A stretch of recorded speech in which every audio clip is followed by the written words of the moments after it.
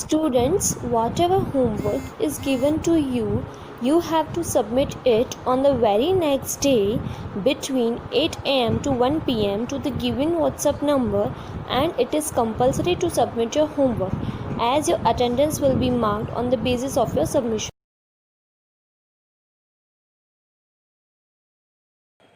Properties of soil के बारे में पढ़ा है। अब हम पढ़ें सॉइल एंड क्रॉप्स के बारे में। इंडिया में अलग अलग तरह की सॉइल पाई जाती है। किसी जगह में क्लेई सॉइल होते हैं, कहीं पे लोमी सॉइल है, कहीं पे सैंडी सॉइल है, और बहुत सारे फैक्टर्स होते हैं, क्लाइमेटिक फैक्टर्स जैसे wind, rainfall, temperature, light, humidity. ये सारी फैक्टर्स हैं जो इफ़ेक्ट करते हैं सॉइल प्रोफाइल और उसके स्ट्रक्चर में भी चेंजेस लाते हैं। अब क्या होता है, जब आप किसी क्रॉप को लगा रहे हैं, फॉर एग्जांपल टोमेटो लगा रहे हैं, पोटैटो लगा रहे हैं, वीट लगा रहे हैं, राइस लगा रहे हैं, तो दो इम्पॉर्टेंट चीज़ें देखी जाती हैं। उस क्रॉप को कैसा क्लाइमेट चाहिए और किस तरह की सॉइल चाहिए। तो क्लाइमेटिक फैक्टर्स और vegetation of soil that may grow in any region. एक पर्टिकुलर तरह की क्लाइमेटिक कंडीशन चाहिए होती है, सॉइल चाहिए होती है ग्रो करने के लिए। यही है आपका टॉपिक। अगर हम बात करें वीट और ग्राम की, चने की दाल की, सो वीट और ग्राम को कैसी सॉइल चाहिए? क्लेई एंड लोमी सॉइल चाहिए, both suitable for growing cereals like wheat, gram, and such soils are rich in humus and fertile and good in at retaining water. अब पैडी की हम बात करें तो पैडी यानी राइस, उसको चाहिए होती है soil is rich in clay, organic matter and having good capacity to retain water. Okay, clay soil का हमें पता होता है कि वाटर होल्डिंग कैपेसिटी बहुत ज़्यादा होती है और पैडी के लिए बहुत अच्छी सॉइल मानी जाती है। पैडी ऐसी सॉइल में ग्रो करता है। अगर हम बात करें पल्सेस की, लोमी सॉइल उनके लिए बेस्ट है, उसमें पानी आसानी से ड्रेन हो जाता है। कॉटन की बात करें तो सैंडी लोमी सॉइल जो सुटेबल है, पानी ड्रेन हो जाता है and can hold plenty of water and more easily. आपको ये एग्जांपल्स याद रखने हैं, पर्टिकुलर जो क्रॉप है किस तरह की सॉइल सुटेबल है ग्रो करने के लिए। ओके, चलिए आगे बढ़ते हैं। अब बात करते हैं सॉइल इरोशन की। अब देखिए सॉइल इरोशन क्या होता है। It is a displacement of upper layer of soil.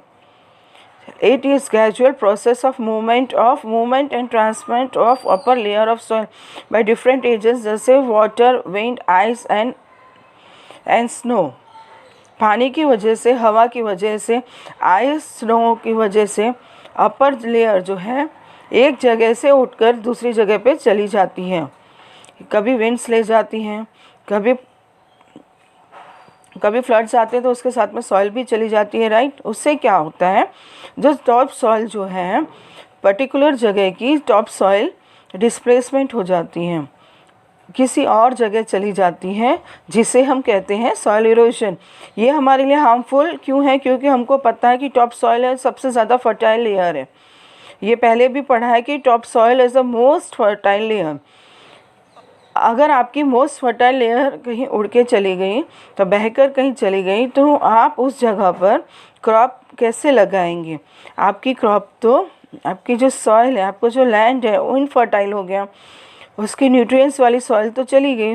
दस soil erosion causes loss of fertile land. Fertile land का लॉस होता है। अगर कोई आपको डिफाइन करने को बोले कि displacement of upper layer of soil या मूवमेंट या transport of upper layer of soil different agents of जैसे वाटर, आइस द्वारा। अब देखिए, अब सॉइल इरोजन को हमें कंट्रोल करना है तो हमें क्या करना है। हमने पहले पढ़ा था कि प्लांट्स की जो रूट है वो सॉइल को फर्मली बाइंड करते हैं, जकड़ के रखती हैं। जिस जगह पे प्लांट्स नहीं होते वहाँ की सॉइल कैसी होती है, वहाँ पे प्लांट्स लूज़ हो जाते हैं और जैसे ही विंड चलेगी, वाटर आएगा, वो आसानी से मूव हो जाएगी। इसीलिए इरोजन जो हमेशा बाहर ज़्यादा होता है, जहाँ बहुत कम वेजिटेशन नहीं होता है, क्रॉप्स नहीं होता है, सच डेसर्ट एरिया जैसे barren lands. Cutting of trees and deforestation should be prevented and effort should be made to increase the green areas. अगर आपको सॉइल इरोजन को प्रिवेंट करना चाहते हैं, आपको ज़्यादा से ज़्यादा प्लांट्स लगाने पड़ेंगे, क्योंकि प्लांट्स की रूट जो है सॉइल को होल्ड करके रखेंगे और सॉइल इरोजन नहीं होगा. जितने भी ट्रीज लोग काट रहे हैं और डिफॉरेस्टेशन हो रहा है, उसे आपको रोकना पड़ेगा, उसको प्रिवेंट करना पड़ेगा, ज़्यादा से ज़्यादा प्लांटिंग करनी पड़ेगी इरोजन को रोकने के लिए. ऑलराइट, तो सॉइल इरोजन के बारे में बात कर ली है. अब बात करते हैं सॉइल पोल्यूशन के बारे में. सबसे पहले बात करते हैं सॉइल पोल्यूशन कॉजेज़ की.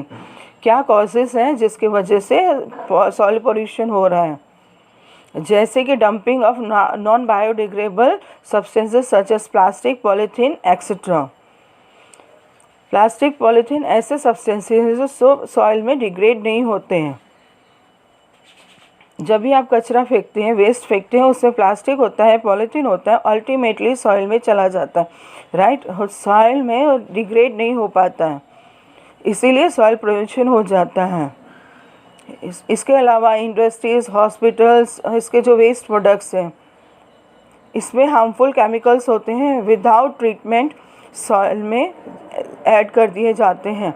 इससे भी सॉइल पोल्यूशन बढ़ रहा है. एग्रीकल्चर में जो एक्सेसिव ऐड करते हैं सॉइल में, फर्टिलाइज, हर्बिसाइड्स, पेस्टिसाइड, इसकी वजह से भी सॉइल पोल्यूशन बढ़ रहा है. फर्टिलाइज़र्स क्या होते हैं? जो ऐड किए जाते हैं सॉइल की फर्टिलिटी को इंक्रीज़ करने के लिए, न्यूट्रिएंट्स प्रोवाइड करने के लिए. हर्बिसाइड्स यूज़ किए जाते हैं प्लांट्स के साथ में वीड्स ग्रो करने में. क्रॉप्स के साथ में अनवांटेड प्लांट्स होते हैं, उसको रिमूव करने में. पेस्टिसाइड्स यूज़ किए जाते हैं प्लांट्स को बीमारियों से बचाने के लिए. इंडस्ट्रीज, हॉस्पिटल के वेस्ट मटेरियल की वजह से जो बायोडिग्रेडेबल मटेरियल्स हो गए, प्लास्टिक, पॉलीथीन हो गए, इसके एडिशन की वजह से सॉइल बहुत पोल्यूट हो गई है. अब आपको क्या करना है, आप कैसे बचाना है, कैसे ट्रीटमेंट करनी है सॉइल को, सॉइल पोल्यूशन से बचाने के लिए क्या केमिकल और वेस्ट प्रोडक्ट्स को पहले ट्रीट करना चाहिए सॉइल में डंप करने से पहले. इसी तरह से एग्रीकल्चर में जो पेस्टिसाइड्स, हर्बिसाइड्स और फर्टिलाइज़र्स यूज़ कर रहे हैं, इनका यूज़ जो है कम करना चाहिए. ज़्यादा से ज़्यादा ऑर्गेनिक फार्मिंग करनी चाहिए. सिंथेटिक चीज़ें, केमिकल्स और फर्टिलाइज़र्स कम यूज़ करनी चाहिए.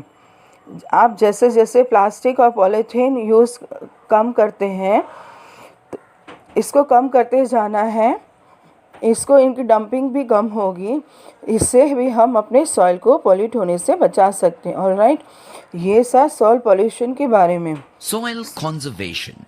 Prevention of soil from erosion is called soil conservation. Here are some ways we can conserve soil and how it can help us. Plant more trees in place of the ones being cut down. Trees can be planted in areas that have few or none.